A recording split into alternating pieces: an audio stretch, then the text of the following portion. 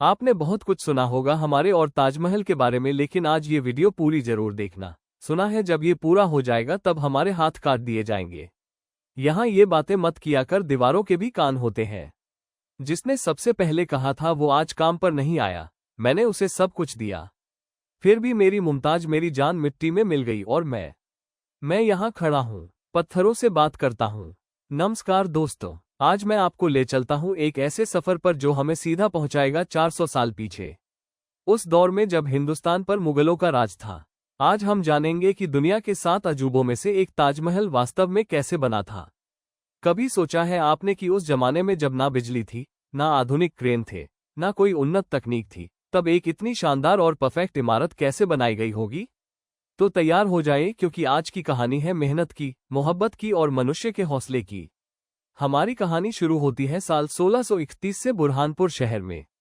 यहाँ पर मुगल सम्राट शाहजहां की सबसे प्यारी बेगम मुमताज महल ने अपने 14वें बच्चे को जन्म देते वक्त अपनी आखिरी सांस ली। कहते हैं कि 2 साल तक शाहजहां गहरे गम में रहे। उनके बाल रात भर में सफेद हो गए, लेकिन इस गम के बीच एक वादा भी जन्म लिया, मुमताज के लिए ऐसी यादगार इमारत बनाना जो दुनिया में कहीं और ना हो। एक ऐसी इमारत जो सदियों तक उनकी मोहब्बत की गवाही दे सके। साल 1632 में शाहजहां यमुना नदी के किनारे एक जगह का चुनाव करते हैं। 42 एकड़ में फैली ये जगह इसलिए चुनी गई क्योंकि आगरा फोर्ट के एकदम सामने थी, ताकि शाहजहां अपने महल से इसे देख सके। और सबसे महत्वपूर्ण, यहाँ की मिट्टी इतनी मजबूत थी कि इतनी भारी इमारत को सालों साल संभाल सके। शाहजहां ने पूरी दुनिया से बेहतरीन आर्किटेक्ट और कलाकारों को बुलाया। सबसे प्रमुख थे उस्ताद अहमद लाहौरी, मीर अब्दुल करीम जो समग्र डिजाइन संभाल रहे थे, और इस्माइल खान जो तुर्की से आए थे और गुंबद बनाने के माहिर थे। इनके अलावा हजारों स्थानीय कारीगर थे, हर एक अपने हुनर में उस्ताद। 3 महीने तक शाहजहां रोजाना इन आर्किटेक्ट के साथ बैठकर हर एक विवरण पर काम करते रहे। डिजाइन में इस्लामिक वास्तुकला, फारसी शैली के बगीचे और मुगल परंपरा का सुंदर संगम था। एक रोचक बात, ताजमहल की चारों कोने पर जो मीनारें हैं वो बिल्कुल सीधी नहीं है। उन्हें जानबूझकर थोड़ा बाहर की तरफ झुकाया गया है ताकि भूकंप या हादसे में वो मुख्य इमारत पर गिरने की बजाय बाहर की तरफ गिरे। अब शुरू होता है शायद सबसे मुश्किल काम, निर्माण सामग्री लाना। सफेद संगमरमर आया मकराना से, जो राजस्थान में है और आगरा से लगभग 300 किलोमीटर दूर है। मकराना का मार्बल दुनिया का सबसे बेहतर गुणवत्ता का माना जाता है, बिल्कुल सफेद, चमकदार और थोड़ा पारभासी। पहाड़ों की चोटियों पर मजदूर पत्थर काटते थे।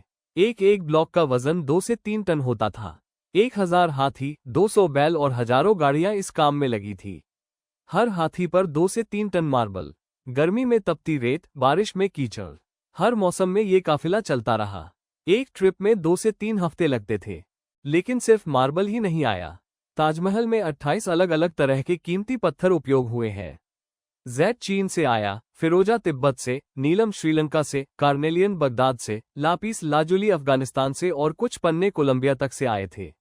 ये सचमुच एक अंतर्राष्ट्रीय परियोजना थी। 20,000 मजदूर, यह सिर्फ एक संख्या नहीं है, ये 20,000 परिवारों की कहानी है। इनमें 5,000 पत्थर तराशने वाले, 3,000 मास्टर राजमिस्त्री, 2,000 मूर्तिकार, 1500 सुलेखक और 1,000 जड़ाई विशेषज्ञ थे। यमुना के किनारे अस्थायी गांव बनाए गए थे, जहां ये सब लोग अपने परिवारों के साथ रहते थे। सुबह 4 बजे फज्र की अजान के साथ दिन शुरू होता था। नींव बनाना सबसे पहला और सबसे महत्वपूर्ण काम था। 50 फीट गहरे गड्ढे खोदे गए और उसमें आमनूस और महोगनी जैसी सख्त लकड़ियां भरी गई, क्योंकि यह लकड़ियां पानी में सड़ती नहीं है। ये लकड़ियां आज भी यमुना के पानी के नीचे हैं और पूरे ढांचे को सहारा दे रही है। शाहजहां ने मजदूरों के लिए अच्छे खाने की व्यवस्था की थी।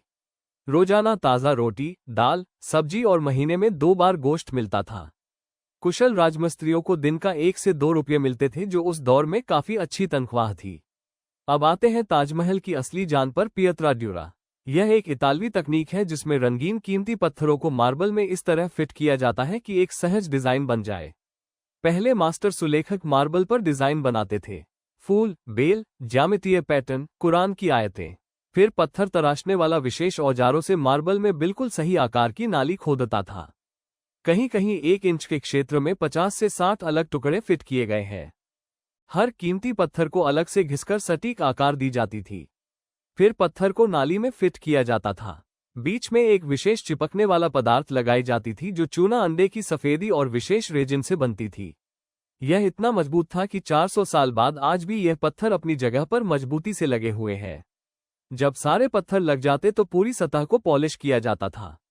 अंतिम परिणाम इतना परफेक्ट होता था कि आप हाथ फेरो तो जोड़ महसूस नहीं होते।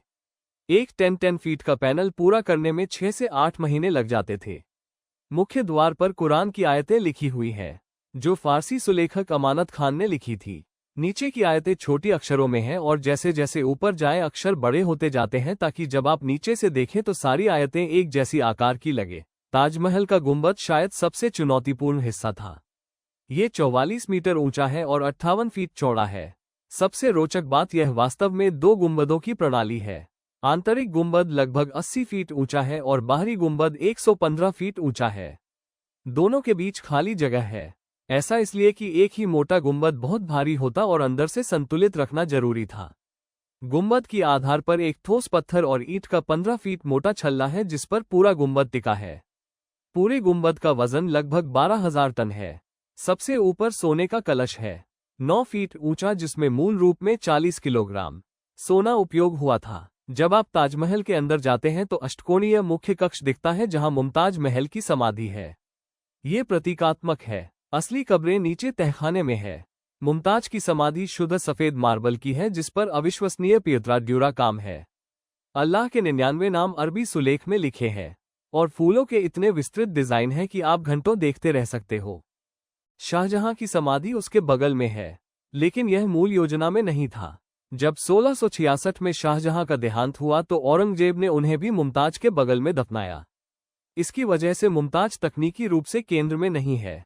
समाधियों के चारों तरफ मार्बल की जाली है, एक ही टुकड़े से काटी गई, और गुंबद के अंदर एक प्राकृतिक घटना है। अगर आप केंद्र में खड़े होकर आवाज करें तो 28 सेकंड तक गूंज सुनाई देती है। 20 साल की मेहनत के बाद 1653 में ताजमहल पूर्ण हुआ, लेकिन जिंदगी ने शाहजहां के साथ एक और क्रूर मजाक किया। 1658 में औरंगजेब ने सत्ता के लिए युद्ध किया और शाहजहां को आगरा किले में कैद कर दिया। अंतिम 8 साल उन्होंने उस किले में गुजारे जहां से वो सिर्फ एक खिड़की से ताजमहल को देख सकते थे। रोज सुबह रोज शाम वो उस खिड़की के पास बैठ जाते और यमुना के उस पार अपनी मोहब्बत की यादगार को निहारते। उनकी आंखें कमजोर हो गई थी, सेहत बिगड़ गई थी, लेकिन वो देखना नहीं छोड़ते थे। 1666 में जब शाहजहां इस दुनिया से गए तो औरंगजेब ने उन्हें मुमताज के बगल में दफनाया। आखिरकार वो अपनी मोहब्बत के पास पहुंच गए। तो दोस्तों, ये थी ताजमहल की असली कहानी। 20,000 लोगों की मेहनत, 22 साल का सफर और एक ऐसी मोहब्बत जो मौत से भी ज्यादा ताकतवर निकली। बिना आधुनिक तकनीक के कैसे ये चमत्कार हुआ? जवाब है समर्पण में, योजना में और मानवीय हौसले में। आज ताजमहल सिर्फ एक इमारत नहीं, ये हमारे पूर्वजों की विरासत है। अगर आपको ये कहानी पसंद आए तो लाइक करें, शेयर करें। मिलते हैं अगले वीडियो में।